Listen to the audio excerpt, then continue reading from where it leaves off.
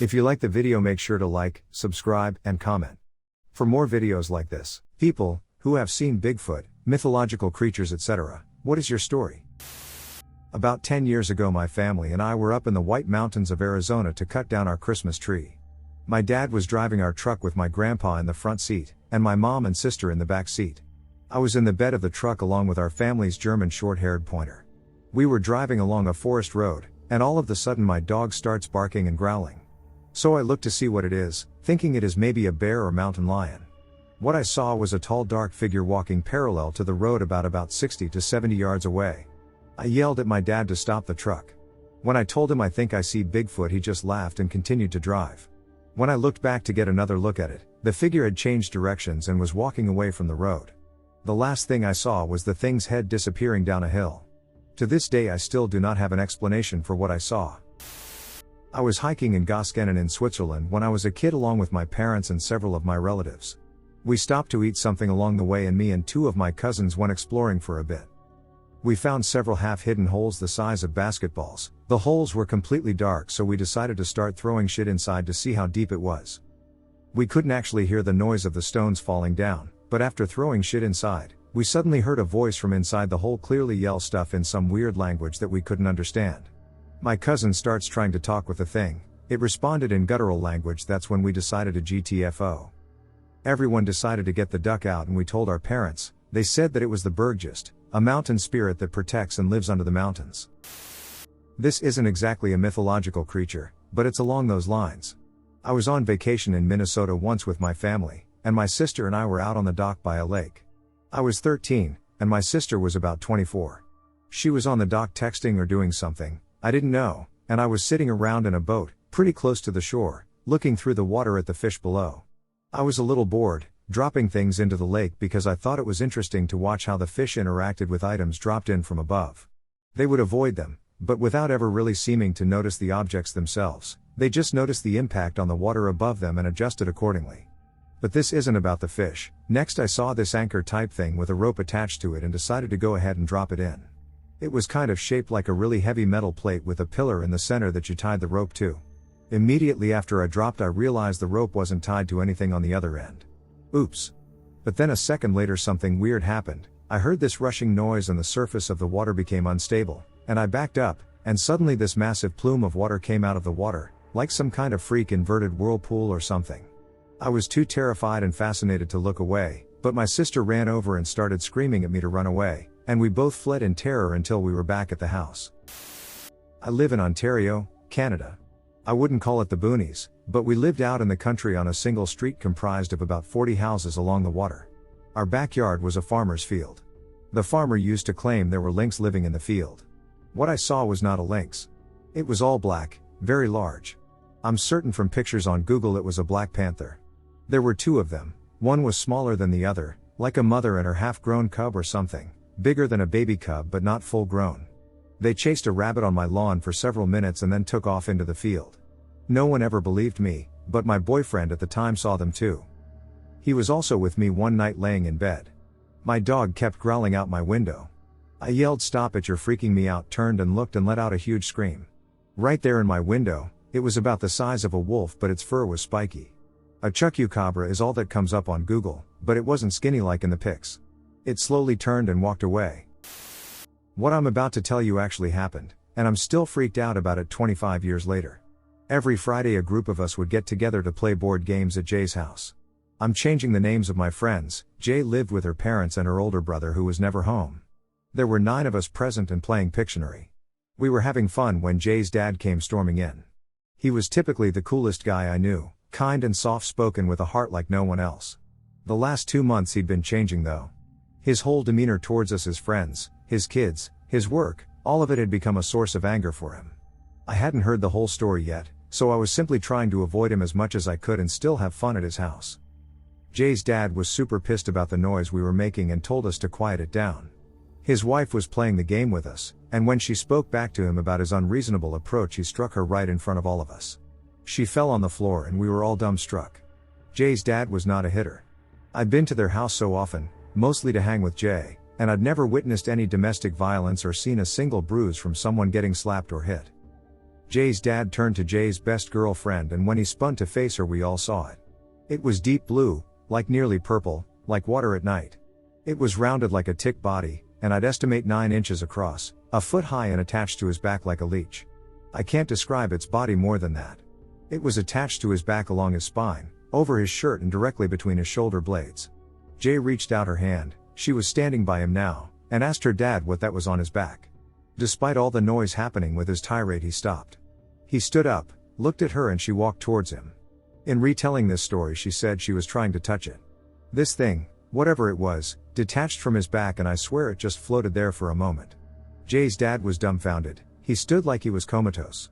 Jay put her hand out towards it again, and her mom grabbed her. We all stared at it for a second, watching this watery, tick-like body floating in the middle of the living room. It was only a second or less, to be clear. We've all talked about what happened next, and it's still the scariest thing I've ever experienced, but I'll try and describe it best I can. The deep blue spot didn't make a sound. It seemed to rob the room of sound, meaning it got quiet, but quiet with white noise, if that makes sense. It got smaller and farther away at the same time without moving from where it was. Does that make sense? It diminished. There was no popping sound or anything when it left, but the air felt less heavy. Jay's dad collapsed. 2 days later, Jay's dad got a blood clot in his brain and died. Jay to this day thinks it was some sort of supernatural force. Jay had a severe medical problem that had self-corrected some months back. When they were cleaning out her dad's stuff, they found a bunch of crazy stuff dealing with the occult. She wouldn't go in much detail about it, and they threw it all away, burned all they found.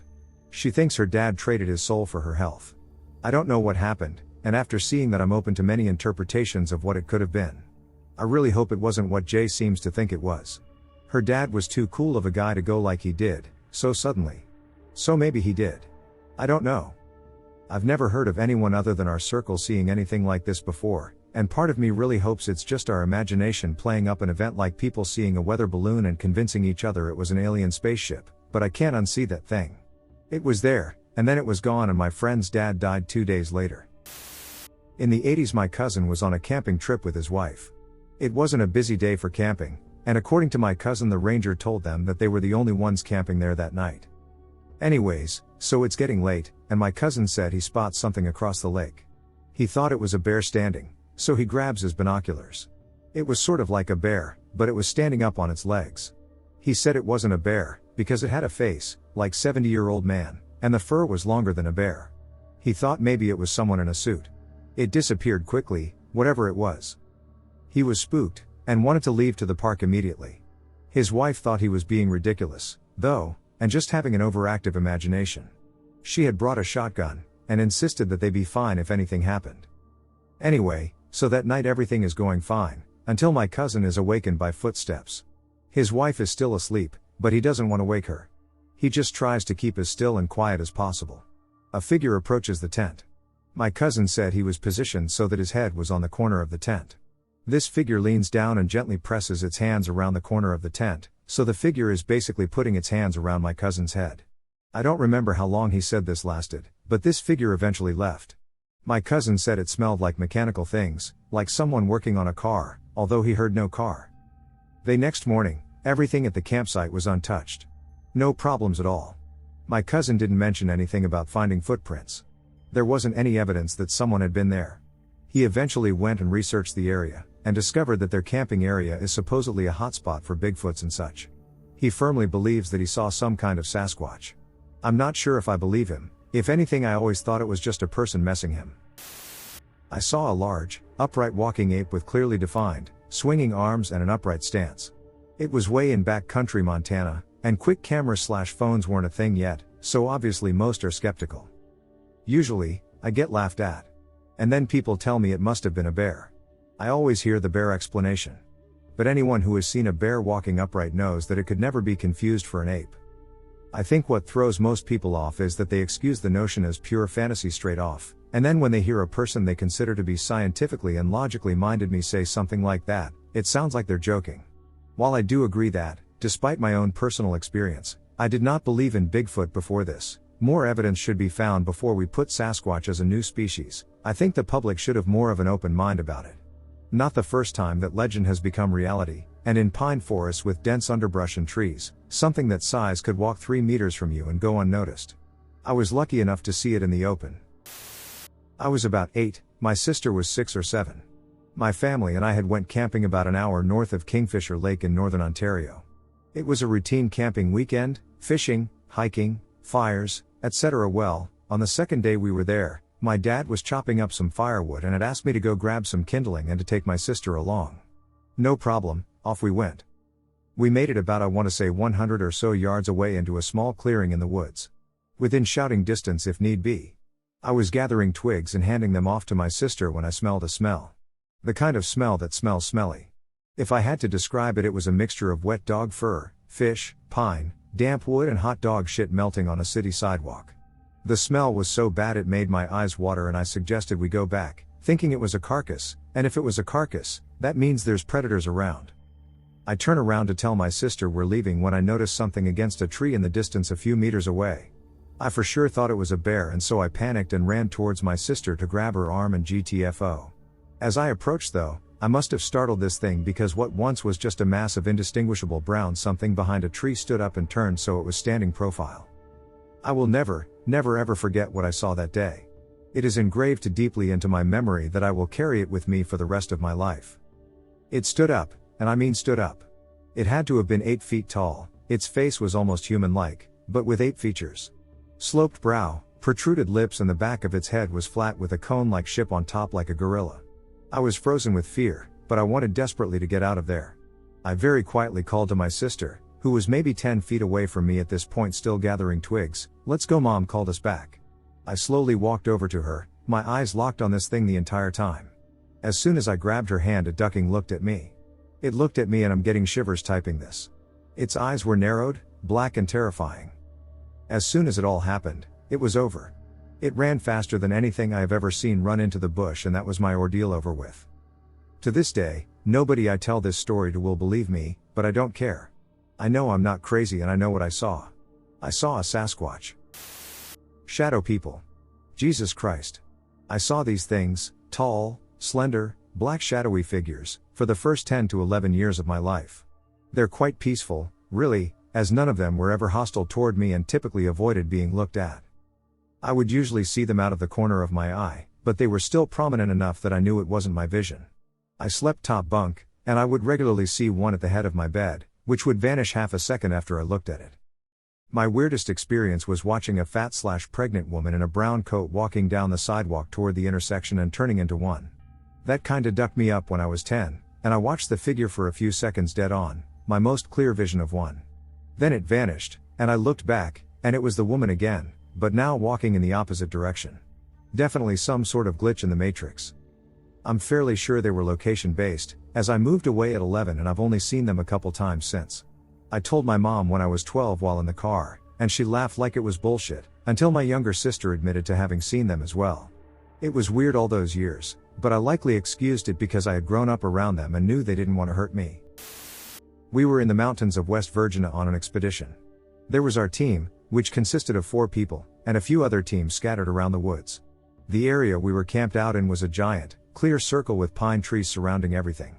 Matt Moneymaker always said, "If Teresa Bigfoot around, you'll wake up or you will know." We lived off of this logic, so 2 of the teammates immediately set their stuff down and went to sleep. I was holding a thermal camera. People who do this stuff are actually extremely educated and have quite a bit of money. One of the head guys running this expedition is a doctor. I scanned the area with the camera, saw nothing, and passed it along to look at the stars. That was my favorite part because you could see every star where we were and it was amazing. About 20 minutes later, the 2 people that were asleep woke up at the same time, due to a horrid smell only comparable to sewage. One of them started texting the other group, telling them we may have something. At this point, they started to make their way back to us. They were about a half-mile down the trail.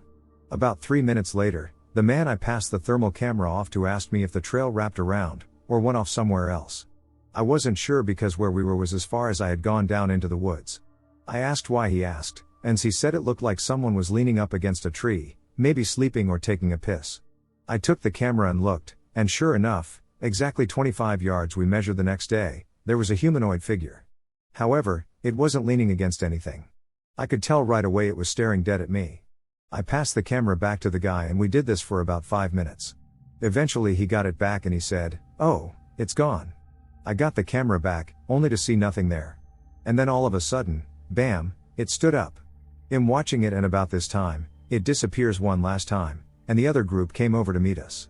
Turns out, the trail kinda got close to where the thing was standing and the group had scared it off.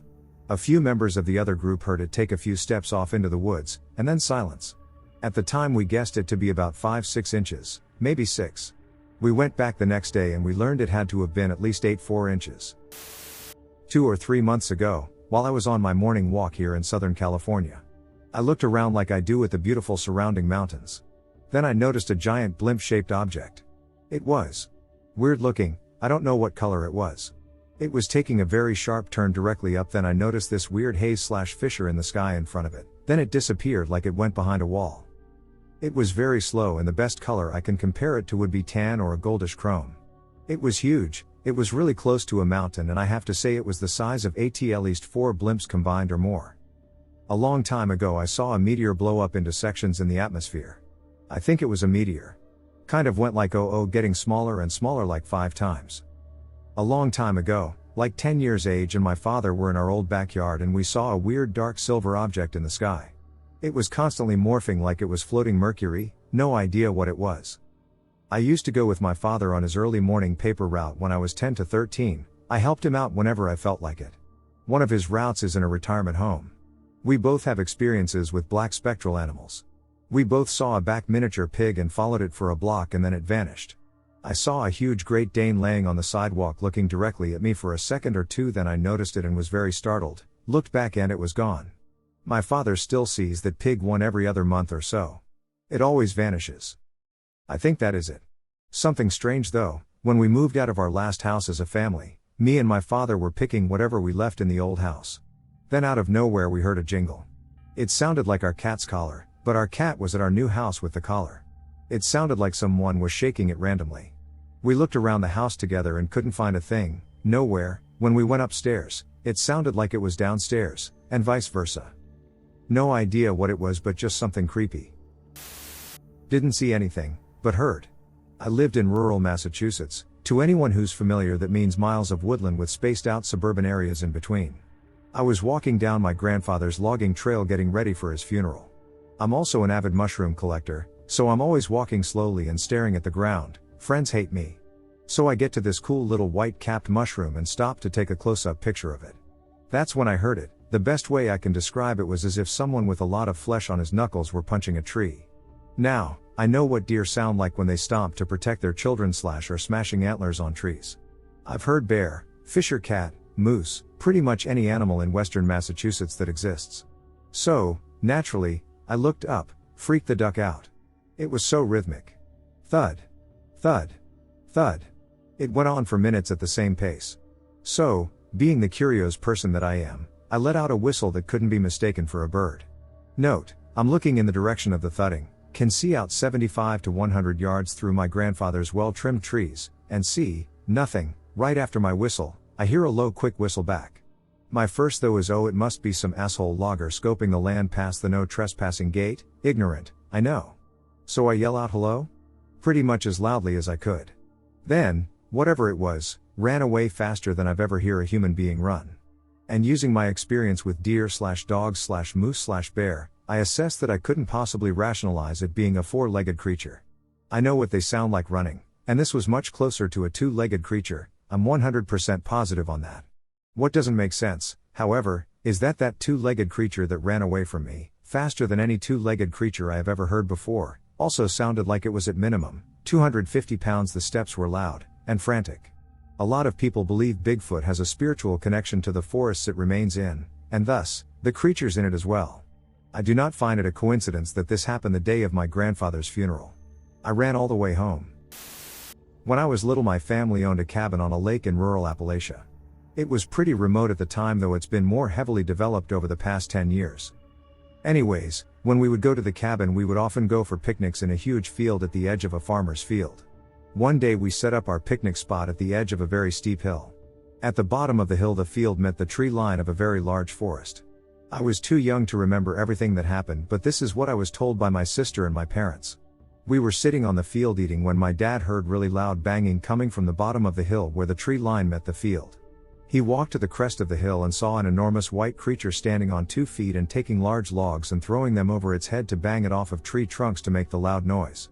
He showed my mom, she saw it, and we decided to pack up and leave. They were creeped out. Now my parents are very sane and rational people, so they never really talked about it out of fear of sounding insane. No one really wants to claim they saw a Bigfoot. Well, about 4 years ago we were having Christmas with my aunt and her family, who would also frequent a cabin on the same lake. We ended up talking about the cabin and were sharing memories when my aunt said she had an absolutely unbelievable story that she had never shared with anyone besides my uncle. She would always make wild blackberry jam in the fall, so she would often go picking for blackberries. One day she said she thought she saw a bear in the distance eating blackberries and that it scared the hell out of her, but she continued to pick and watched it in the distance for a while. Well, eventually the thing she thought was a bear stood up, revealed its white coat of hair, and walked away on 2 feet into the woods. Obviously, we immediately shared our story and everyone was in awe that we had seen the same thing at approximately the same time, the late 1980s. I decided to do a little research, and it turns out there were a ton of sightings of this thing in the late 80s, and someone was actually so convinced that what he saw was Bigfoot that he dedicated the rest of his life to finding it again. You can look it up. There are numerous reports of people seeing this thing around the time my family saw it. I am not sure I really believe that this guy found the Bigfoot again, but he claims he found 3 of them together, 2 big and brown and 1 with thick white fur, an exact description of what my parents and aunt independently confirmed. I don't really know what to think. The rational part of me knows it probably wasn't Bigfoot, but I respect everyone in my family's sanity and intellect, and everyone was convinced that what they saw was not a bear and was covered in thick white fur and walked on 2 legs. I don't know how you can explain that away. Okay, so I have a story that happened to me and my friends. To set the scene, we were on a Boy Scout camping/shooting trip. There were 20 to 30 of us. We were in a little cabin thing with windows on the front and back, and a front and back door. There were wooden tables all around the area. The adult cabin, with the bathroom, was about 1/8 of a mile down a gravel road in the dark. There was obviously a buddy system, because it's Boy Scouts. So it's around midnight, and everyone had been telling scary stories, like normal camping trips. Well, I had to go to the bathroom, and asked my friend to come along. He said sure, and he got our knives. We knew that there were bears in the woods, and it made us feel safer. Well, we went to the bathroom, and began our walk back. This is where it got scary. I felt an instinctual, not sure if that's the right word, fear. I looked to my friend, and he had the same look as me. We begin to walk a little faster, and unfold our pocket knives. I then turn around, and see it.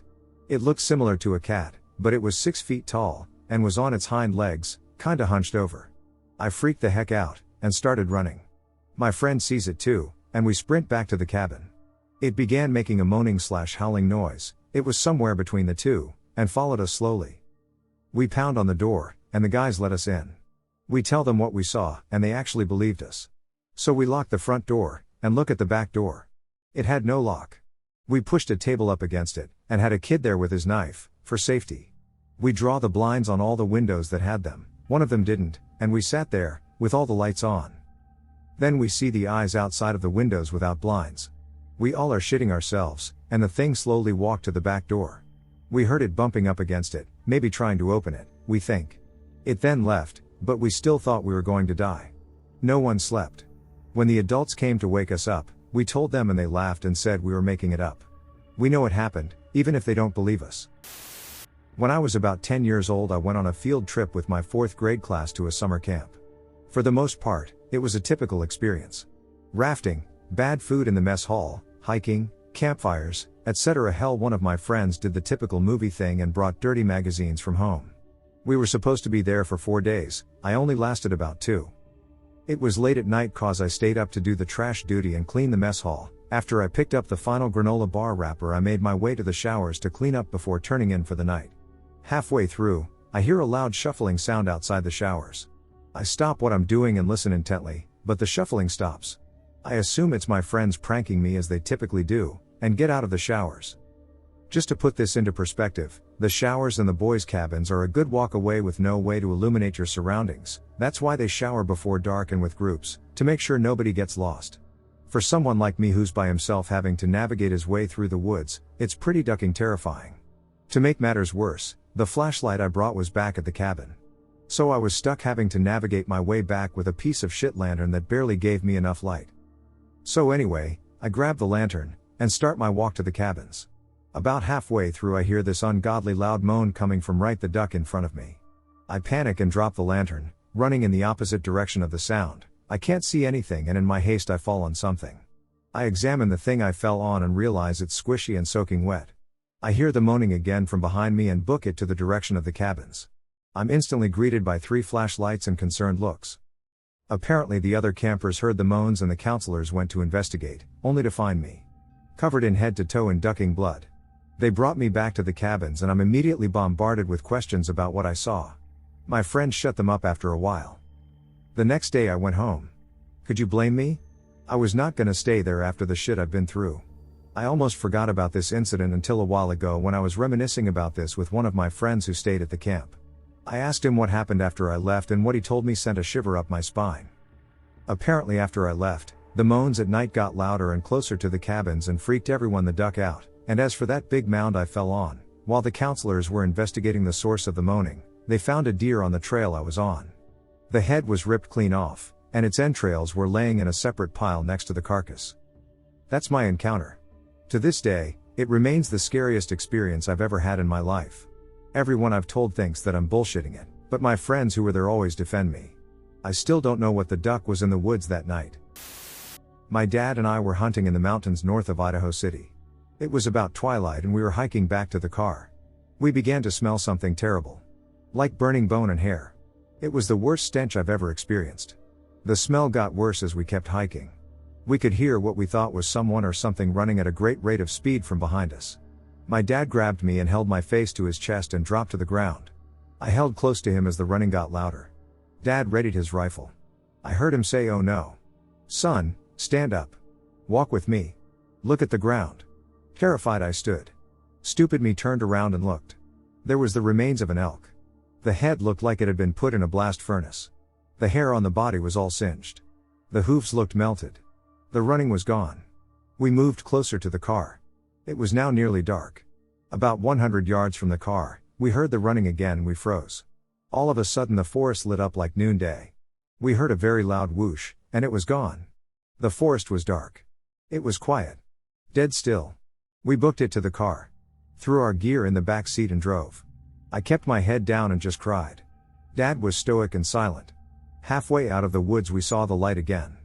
Bright as ever. But just for a second. And then it was gone again. Made it back to Idaho City and stopped at the Gold Mine Grill to regroup. Went inside and there was another hunter in there. He looked at us and said, "Y'all see that shit?" He just stared and drank. Last year, my mom called me freaking out that my father had left the house with a gun. He had been acting weird for a while, so I left work to come home. We kept calling him only to receive voicemail. We'd text him only to receive back, "I'm so sorry for everything." I went home to see if he had come back. I get home and I searched the house for my dad. I had no idea where he was. I decide to call my mom and see if she had any luck. My phone gave off the most ear-shattering scream I ever heard. You know how in the Bible the possessed man describes himself as Legion? My phone sounded like a multitude of shrieks. That scream rang throughout the whole house. I asked my mom if she heard anything and she said no. I asked if a motorcycle or loud vehicle passed by and she said no. My father killed himself that day. I'm usually not superstitious, but after he died it felt like a shadow was lifted off my family. I fully believe he was being oppressed. When I was about 8 I was visiting my dad when his neighbor invited us over to see the chupacabra remains they found while somewhere in South America. Yes, a dead chupacabra. And to be honest, I was young and it very well could have been some elaborate prank on me and my brother, but this little demon-looking creature's corpse looked so real and so strange it really scared the shit out of me. My second experience happened with my family while camping in Sequoia Forest. While sitting around a campfire, my mother is staring into the sky and tells us all to look. We look up to see some sort of asymmetrical V-light pattern in the sky moving very rapidly. The UFO was very large and high up, and shortly after it passed about 5 jets flew after it. My last story may make me sound crazy, but it still scares me to think about to this day. I was traveling home from my friend's house when I was about 18 at about 1:30 a.m. I was about 2 blocks away from my place when a mountain lion walked in front of my car. Now granted, I grew up in a small town in the middle of a desert where there were mountain lions, you just never saw them anywhere in the city. I was super stoked on seeing this cougar dude while being protected by my car. So I pulled up into the yard it had walked into and pulled out my cell phone to take a picture like any other 18-year-old would. Well, the cougar looks up and looks me straight in the eyes. Really made me uneasy and distracted me from my picture taking. I noticed movement in my rear view mirror and suddenly a large black object rammed into my car. I pulled my car up further into the yard instinctively, noticed the mountain lion had disappeared, and so I reversed and got the duck out of there. I was noticeably shaken and had the worst feeling in my stomach when I got home that I shut and locked every door and window and called my friend James. At this point, I'm pretty convinced it's a skinwalker as I'm almost half Navajo and had heard the stories as a kid. As I talk to him about it, he gets rear-ended by a drunk driver at a stoplight. Skinwalkers are known to cause bad luck if looked at in the eyes, and I've convinced myself that's why that happened. I used to work the night shift, about 45 minutes away from where I lived. At the time, I was renting a farmhouse in the country, near some railroad tracks that crossed the road that led to the main highway. So around 10 p.m. one night in summer, I got into my car and started to drive down the road to work. As I approached the railway crossing, I saw a guy walking and crossing the road about 50 feet ahead of me. I slowed down to give him time to cross, but noticed that he was pitch black in color, like a living shadow. I stopped the car about 20 feet away from it. My car's headlights did not reveal any colors or features of the form. It took no notice of me, it just walked at a regular walking speed from the left side of the road towards the right side. However, as it crossed the road in front of me, it began to dissolve and turn indistinct, and when it had moved about 3/4 of the way across the road, it was just a shadowy dark mist that then disappeared. I sort of blinked a few times, and looked out of the side window to see if there was any indication that it had reached the other side, but there was nothing to show it had ever been there. I continued to go to work and tried to process what I saw. When I told a friend about it later, she was taken aback and was agitated. Apparently a friend of hers from high school had been walking down that stretch of railway while wearing headphones and a Walkman, didn't hear a train approaching, and was struck and killed about 10 feet away from that road intersection. A few summers ago, a friend and I decided to hike the Appalachian Trail through the Smoky Mountains. On our third or fourth night on the trail, we had rolled up a cigarette and sat outside of the park shelter deep in the heart of those mountains, and I remember it being twilight, maybe even a little darker. As we were smoking, I shifted my gaze, and I saw a whole ridge line glowing bright orange. Brighter, deeper orange than the HPS bulbs used in cities. And we had no idea what could have caused it, because I pulled out our map, thinking it must be light pollution from Gatlinburg or Pigeon Forge, the nearest towns, but lo and behold, they both lay in different cardinal directions. We asked a fellow hiker to come and have a look, a person who was from that area, and he also had no inkling of what could have caused it. Maybe it was a forest fire, because the light would grow brighter at times, and dimmer at other times, but not exactly flickering. I suppose I will never know what I saw that night, but it stretched on for miles. The whole ridge line that was in my line of sight. It was beautiful, but eerily creepy. This is my story. It happened when I was 12. My brother, also in this story, would have been around 7. We lived on Phillip Island in Victoria, Australia. There were a lot of vacant blocks of land around, as it was only just starting to be developed. I shared a front bedroom with my younger brother. One night, I don't know what time, I woke up to find my bedroom completely filled with an intensely bright white light. I could see my brother sit up on his bed, wrap the blankets around himself, terrified, asking what was happening. The white light was coming through the window, even though the curtains were closed. The white light seemed to be traveling up from the floor to the roof, then it would sort of flick and go from the floor to the roof again. There was also red lights, not quite as bright, that pulsed brighter every few seconds. I can't remember if there was a noise or not. I told him not to be scared and that I would check. I pulled back a corner or the curtain and looked out the window. In the vacant paddock opposite our house, I saw the UFO. It was disc-shaped, about the size of a large bus. It had a really white light that seemed to come from underneath it, and there were small red lights around its circumference that were pulsing. As I watched, the light under the UFO grew brighter still, and I saw a figure. It was in silhouette, standing in front of the light so I could only see its shape. It was quite tall, impossibly skinny, with a large head and very long arms. I saw it move and I freaked out, quickly closed the curtain and started yelling at my brother to not look out the window. He was really young, I guess we both were, and I wanted to protect him. He was already crying. I told him to put the covers over his head and to not look at the lights in our bedroom. He kept asking what I saw and I refused to tell him. I just kept saying, "Stay under your blanket and pray." I was terrified that it saw me looking at it. All I could think was this thing was going to take us, and I didn't want my brother to have to see any of it. I cried and prayed so hard that it would go away and we would be safe.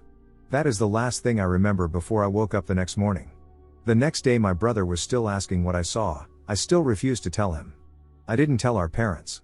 I looked through the paddock in daylight for evidence and found nothing. I was convinced that I saw something I wasn't supposed to and that they knew I had seen them, and I felt like I was being watched all the time. At this point in my life I was living in an extremely strict Christian household. We didn't own a TV and we weren't allowed to watch movies. I had never seen anything like this or heard of anything like this at the time. All I knew was it felt wrong. I am now 27 and have seen a few unexplainable lights in the sky since, but nothing like my experience when I was 12. My brother asked me about it when we were having a few drinks last year. He could remember the lights and being really scared and wanted to finally know what was out the window. I was really excited that he had brought it up, as I had started to question if it had actually happened. I told him what I saw and he replied, "That makes sense, I've always wondered." I wish now, as an adult, that he could have seen what I saw, so we can discuss it. But in the moment I was terrified for him as well as myself, and only wanted to hide it from him and keep him safe. I was right around 12 years old the first time I experienced a Ouija board. There were 4 of us in the house, myself, 12F, and my childhood friend, 13 meters, and our mothers who were best friends. I had known Lee since I was in my mother's belly. They were staying with us for a short time in our small house, and most of their personal belongings were stacked in boxes in the basement. Our moms were sitting over cards and coffee in the dining room. Lee and I were sitting on the family room floor in their line of sight. He had told me about previous scary experiences he had had with the board that I found hard to believe, especially stories of how he had tried to get rid of the board but it always came back. He was hesitant to break out the board, and I was hesitant to believe there was any truth to it. So, we made an agreement: he would break out the board, and as we use it, we would ask our questions silently in our heads, not out loud. I was made a believer pretty quick. Sure, yes or no questions are easy to manipulate. But how could he possibly have any idea to spell out words, then complete sentences in answer to the questions? I thought. I certainly wasn't faking any answers. I asked some typical teen questions. Does he love me? Yes. Will we be married? No. Who will I marry? A no good rotten bastard just like your father. Oh, I seem to remember a whole series of expletives beyond that describing my husband that had us wide-eyed, laughing in shock. We asked so many questions for a long time.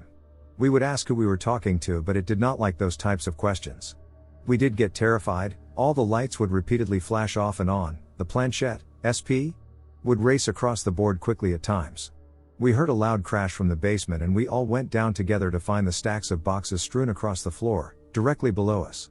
I feel tears welling up inside at the memory. Lee asked when he would die.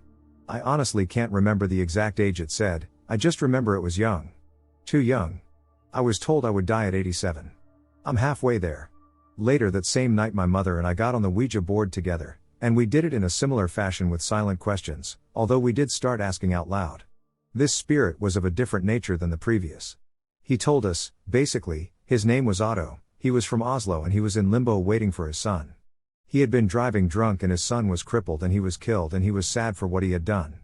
My friend Lee died at 36. My heart was ripped out of me and crushed when he died. Eventually I was able to piece much of it back together again. I did marry that no good rotten bastard who beat my kids. 1.5 years into the marriage I learned he had killed his first wife and dumped her body in the river. I never touched nor looked twice at a Ouija board after that day, and warned anyone who talked about it, especially my children. We used to go camping in Moab, Utah all the time. We found this awesome campground that was about an hour outside of the town and pretty secluded. We went camping in the spring and a huge storm came through around 2 a.m. that drove us out of our tents and into the truck. Once in the truck the storm cleared, but it was cold and the tents were soaked. As my husband, mother-in-law and sister-in-law sat in the truck, my sister-in-law said, "Look at that moving light." Across the canyon there was a light moving incredibly fast and changing directions quickly. Then another light showed up and we were all pretty scared and drove back to the campground that was less remote. All in all we saw 6 of these lights, and as we drove they would appear on one side of the truck, disappear and then show up on the other side. It was creepy. Fast forward 3 years and we are camping there again, but just me and my husband and our 2 dogs. We go to bed for the night in the tent and it is freezing. So cold I wake my husband up so we can get in the truck to warm up. So my husband and one of my dogs is up front and the other dog and myself are in the back seat. It was already kind of creepy because it was early in the year and we had not seen anyone else out in this area. I fell asleep and woke up to my dog from the front seat on my head, shaking, and my husband trying to pull him back up front. Me, what happened? Why is the dog freaking out? Husband, I don't know. He was asleep, woke up, looked out the window, growled, and jumped back there. Me, turn on the lights. Husband turns on the headlights, There is someone in that bush next to the truck. Steps in, brakes. I think there is someone behind us too. Me, what are you waiting for? Get us out of here. So we went to a hotel for the night. We had to go back to pack up the campsite, and based on what my husband saw, the people were naked and about 7 feet tall. The dog spent an extraordinary amount of time smelling the bushes he saw the people in. This was the scariest thing that's ever happened to me, and if not for the dog freaking out, I maybe would have just brushed it off.